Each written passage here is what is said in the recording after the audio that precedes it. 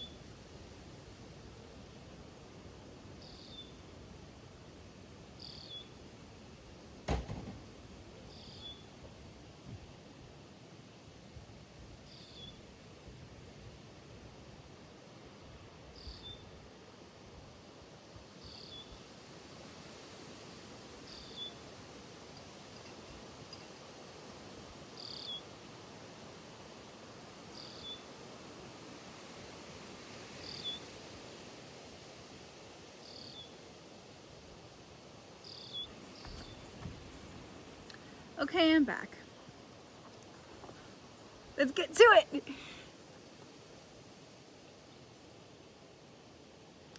You, my darling.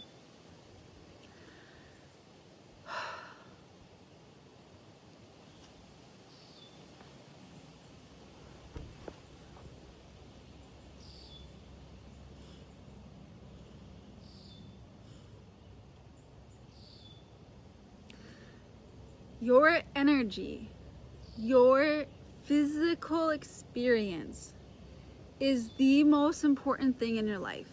Your experiential experience in your body is what matters the most. That's why I call this channel Drop Into Being, because it's time that you come back home into your own being and feel safe in it again. Because if we're trying to create safety in our environments out here with this person, at this place, at that job, by fixing and healing everything around us, we miss the point, because that's a never ending, you'll never get there. The world is wild and messy. And so I'm here to help you remember that your vitality, your wellness, your own capacity for life is held within your own being. So let me tell you what that means, or why this is so hard. This may feel hard because you were raised in an environment that was either overwhelming, unhealthy, traumatic. And this is not to blame parents or generational trauma. It's just to see and to be a witness to the fact that the environment was at least intrusive enough, right? Where you were unable as a young baby, child, and young adult to really formulate your own sense of self. And when this sense of self cannot be formed in those early years and be nourished and supported and witnessed, if you weren't able to be witnessed as an adult or as a child, you learn to hide, to mask, to perform. And so this is just the way of the human psyche, and it's just the way that things happen, okay? This is the density. We come in with density, we have density in the family unit, and then in our greater culture, right? Density is always the game, okay? When we talk about being able to timeline shift or to manifest or to become the person that you want to be and reach all of those goals that you're setting out for, it's called the hero's journey because you have to go on the journey. It's always going to be that way. No matter who we're talking to, no matter what you're going through, no matter what family history you had, the hero's journey is asking you to face your own challenges, and that's within your own being. And so the reason that this hero's journey, or the journey of life, or the transformation, the alchemy that is being asked of you, that you are being invited into with these challenges in your life that you perceive as challenges, right? That this feels so difficult because your sense of self is fractured. It's fractalized is what I actually call it. It's think of a honeybee comb pattern. You know, the whole honey structure, or what is it called? The beehive. The whole beehive has all of these parts to it. And the human brain, the psyche, the spirit, the soul is the same way. And so we as the human being, I'm just laughing about this right now. Okay, sorry, distracted. So as a human being, our mind is very influential. It can be very easily influenced, and how we perceive reality to be and how we perceive ourselves to be is the golden ticket. And so if we don't have a secure sense of who we are, because it's fractalized in all these different aspects, and if we merge too fully into one, we miss the others and we miss the whole picture of it, right? And so when we I have to put that down, I'm sorry, it's a little distracting. Okay, so when we go on the hero's journey, really what's being asked of you when you have childhood trauma or even a very big adult trauma or ongoing challenges that feel like they're sucking your soul, and it feels like no matter what you do, you're still losing ground, it's because we're missing the deeper identity work, that we're not just constantly trying to heal and fix and heal and fix. That's only a phase of the journey. And so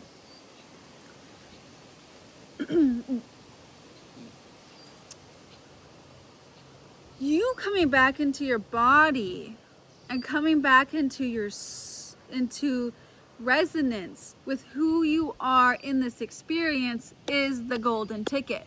That is what will help you align your capacity to see clearly, which is what I said earlier, your ability to have perception. Your perception is the golden ticket, and these two things are the same. When I say your ability to be present in your body is the golden ticket, because if you can't be consciously present with reality as it is in this now moment, not in 10 minutes, not in last year, I'm talking about right now in this now moment, then you cannot alchemize, you cannot come into presence with yourself. And the frequency at which you vibrate when you are in presence with your true divinity is the reason they distract you from it. Because if you are in the presence of your own divinity and in your power, that is untapped. Like, there's nothing on the planet, no kind of resource that could ever overcome that power that you have within you. But you have to be aligned. You can't be distracted. You can't be focused on someone else, or you can't be focused on getting this thing for the reward that you think it's going to give you, because that's pushing your energy outward, okay? And I know a lot of you recently really enjoyed my conversation, just a reel on Instagram about the energy of codependent. And I'll just go over that really quickly because it applies to what we're talking about here. When we grow up in a dysfunctional family unit, we have now the imprint, and our actual framework is actually reversed from what it should have been, which is so that we externalize our locus of control in our reality. We perceive that we have to give our energy away, fix what's going on out here, so that then we might be okay. Instead of us just learning to be okay and being okay in our body, and learning to be well resourced and safe and secure here right now with who we are in this moment, no matter what's happening in our external. And so that's something that we all need to remember. We're gonna take all those fractal parts of ourselves and say, okay, I'm scooping up these parts, and I love every bit of myself, even the parts that I want to push away, the parts that, those memories that I don't want to ever think about again. I'm actually going to pull them in closer. And it's because I am growing in my capacity to hold and witness what's here. Love. Yes, love. Yes, love. But that's hard to say. It's like there's so much mixed in with that word. So I say instead compassion and presence. So have compassion for what is here with you and be present with it. If you can stay present with what's here by having compassion for what is arising, that's the way that you can stay conscious instead of dissociating because it feels like too much, or distracting because you feel like you can't hold it. And a lot of those urges to leave our body, to leave the present moment, to distract, it's a safety mechanism of the brain because we have perceived that those things are too scary for us to handle. And I'm here to tell you that in one sense can be true, and one sense is part of the false reality. Because yes, we don't want you to go into things too quickly, too fiercely, because it may shake things up so greatly for you. If you don't have the capacity to hold it, it could be messy. You can self-sabotage, you can make things worse.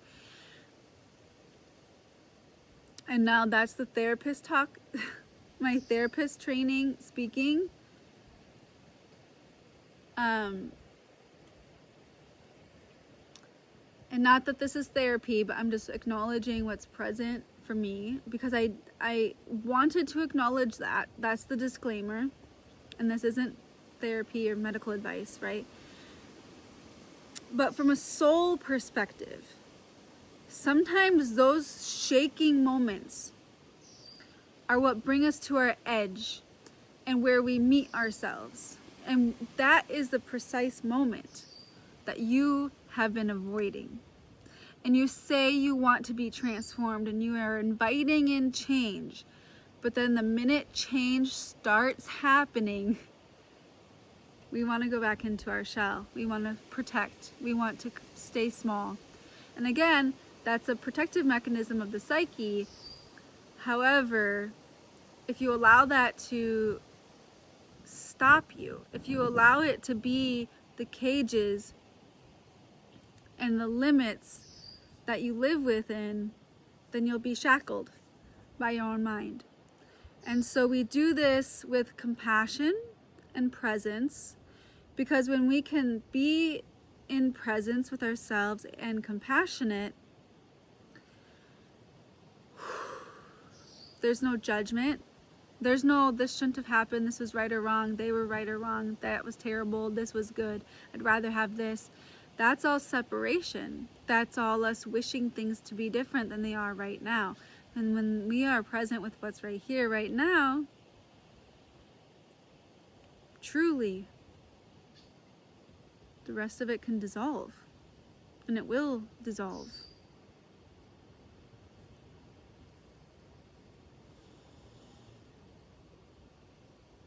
So I want you to roll your shoulders back. Sit up tall in your spine. If you can, feel your pelvis on the floor. Feel the ground or the reality underneath you. Maybe you have your feet on the floor because you're sitting in a chair. This 3D reality is here. It's here. It's here with us. There's no changing that. The material reality of this game is the same.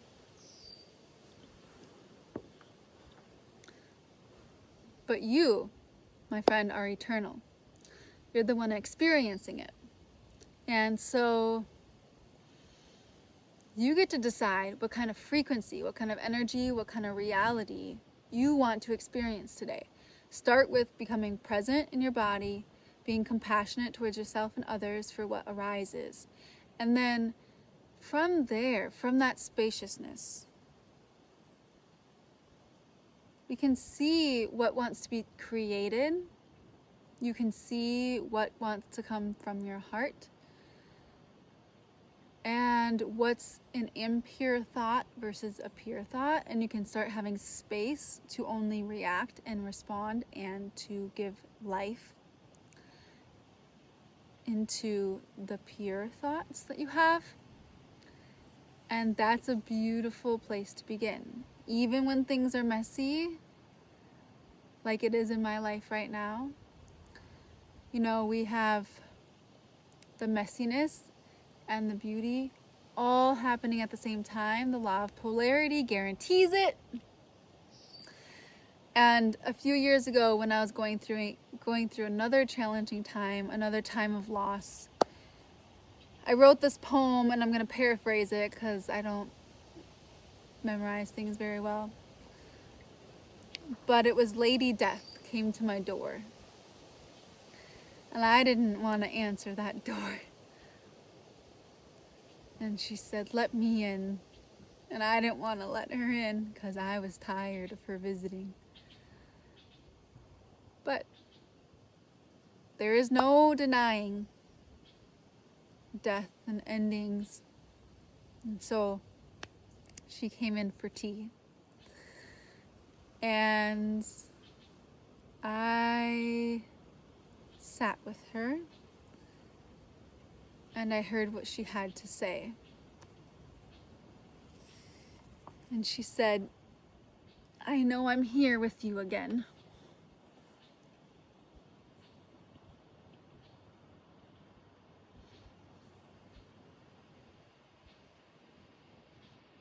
But I'm not your foe, I'm a friend.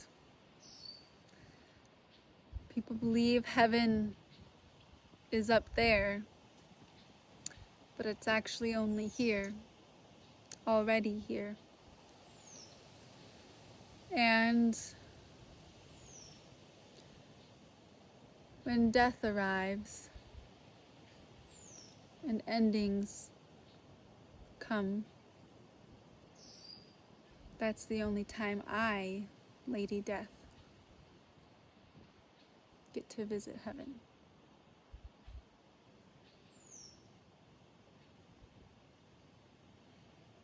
Maybe the monsters aren't what they seem. Maybe the fear isn't what it seems. Maybe our perception of it is what created the fear of it.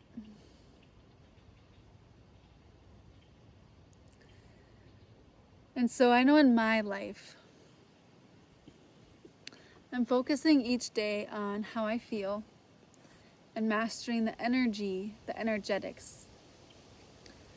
In every moment, I'm telling myself, I'm okay. I'm okay right now, I'm okay. If difficult times or a difficult moment or something stressful happens,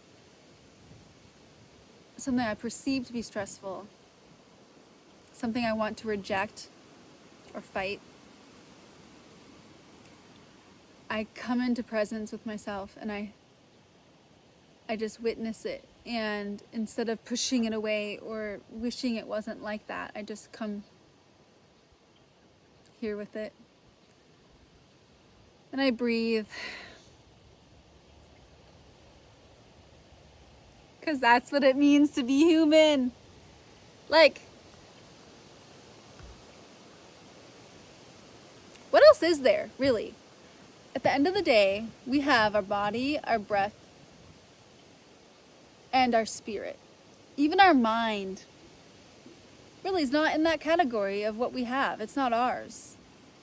Even the mind is a mechanical instrument. The body is a vessel in this physical reality. It's still just a part of what we're gifted with, really. It's borrowed to us. We are borrowed to us. Our children are borrowed to us. The land, the water, the wood, the home, the resources, it's all borrowed to us. And the wind is answering again.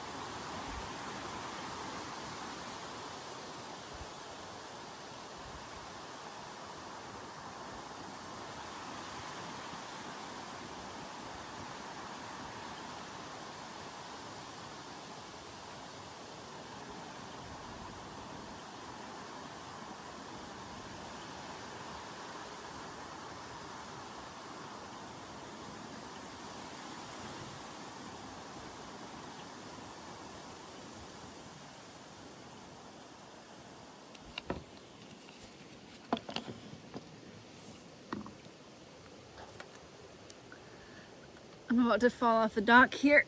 Okay, so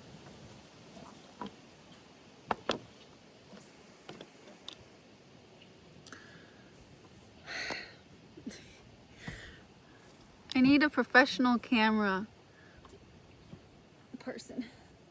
Okay.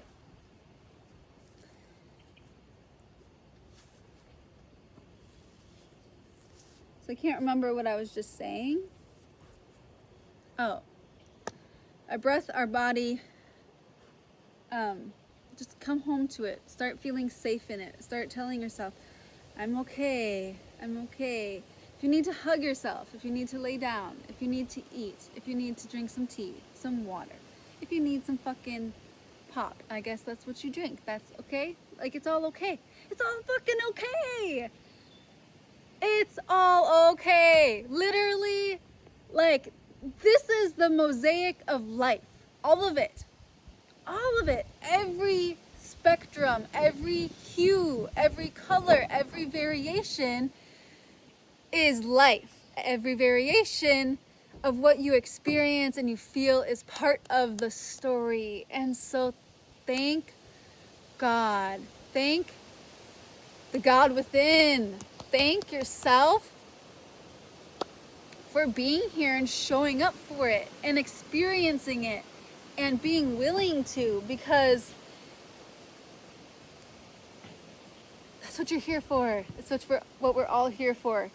And when we get better at feeling it and experiencing it and being present with it, we can start doing more with it. We can start creating consciously what we want and not being pulled by the variations of what life can be out there, but not getting distracted or pulled by those. If we don't want to experience that and you want to experience over here, then you need to start coming over here. You need to stop responding to and energizing what's happening in the realms of what you don't want to experience. And so that's where we have conscious choice. And you have to stay conscious so that you can choose what you want, not what you don't want. Okay. I am so glad I did this. Thank you for being with me, because of course every time I start talking I start getting excited about this stuff because it's so fucking real and you are so powerful. And I'm gonna draw this rune. Just gonna do one. I feel like you need to come closer. Okay. Okay, so we got this rune.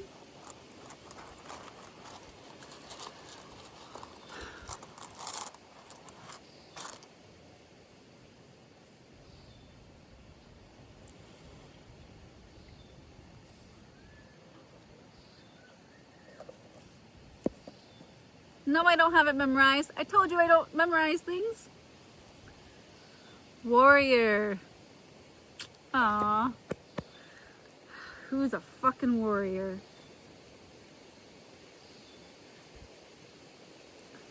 It's better to be a warrior in a garden than a gardener in a war.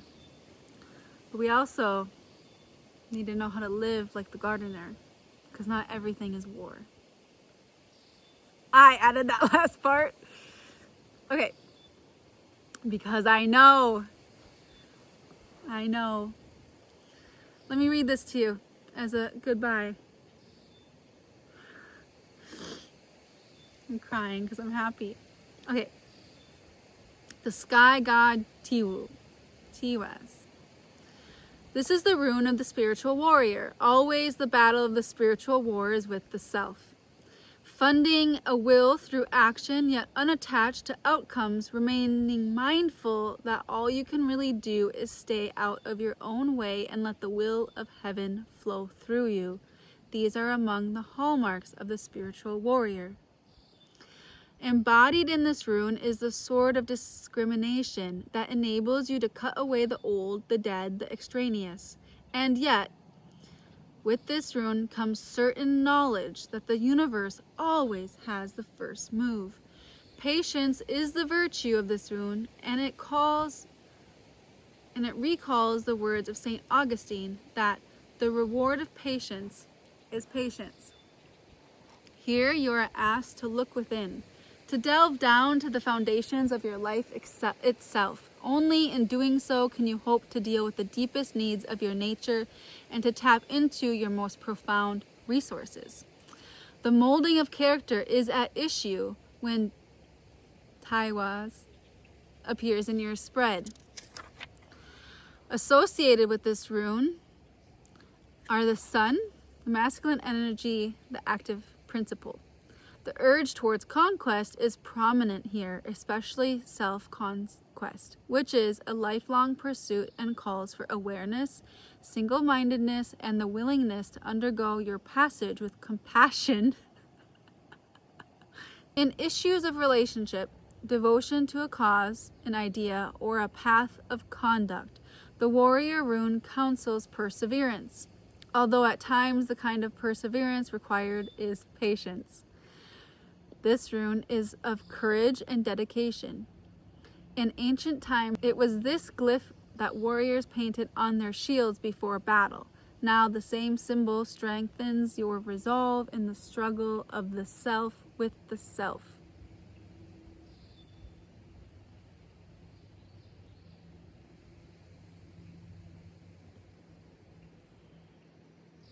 You will find the answers within yourself, not in outside advice.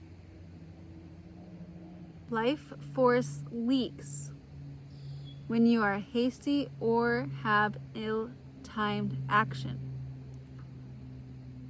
Do not grieve, but know that it has its own lifespan. All is well.